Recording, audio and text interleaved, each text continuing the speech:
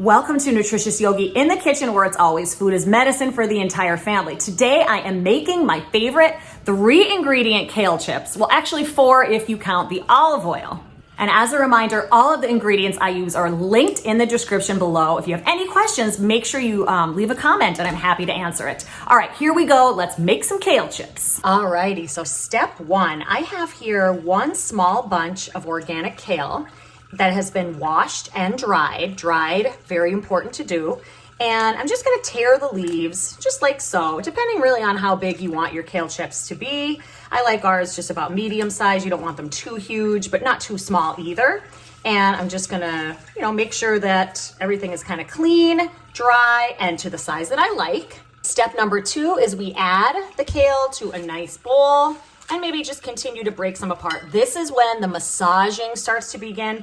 A step that often gets skipped that really should not get skipped, because that's really, you're kind of really dictating what the texture is going to be. Now I'm doing about a tablespoon, a little less than a tablespoon maybe, of good olive oil. This is a recipe where you can really you could use olive oil because you are cooking low and slow, so it's not going to damage the heat in the olive oil. And it's gonna make sure that the spices, all of this good stuff that you're adding, sticks to the kale really well. Here's where we start to massage with clean hands. Maybe do this for a minute. It's actually very therapeutic. Now I'm gonna show you the rest of the ingredients. This is 1 tablespoon of Nutritional yeast, packed with B vitamins, so wonderful food as medicine addition here.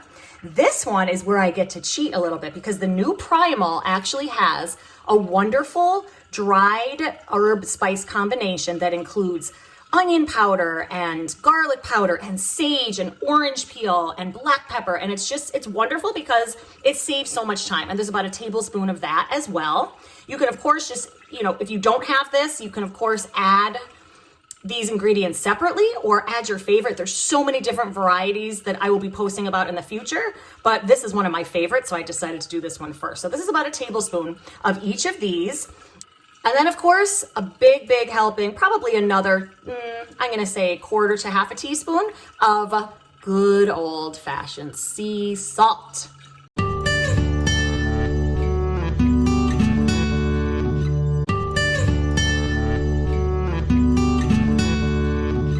Tossed all of the ingredients together. And now another important step, so I'm just gonna place this all onto a cooking sheet with some non-bleached parchment paper on here.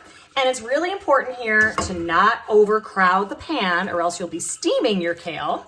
So you wanna separate it as best you can. It might be necessary that you spread this onto 2. I feel like this should be okay, but really take the time to make sure that the kale is, not on top of each other so much. Give it a little bit of breathing space. Now this is gonna go into a 300-degree oven for about 15 to 20 minutes. If you wanna go even lower temperature than that, you can do 275 for about 20 to 25 minutes.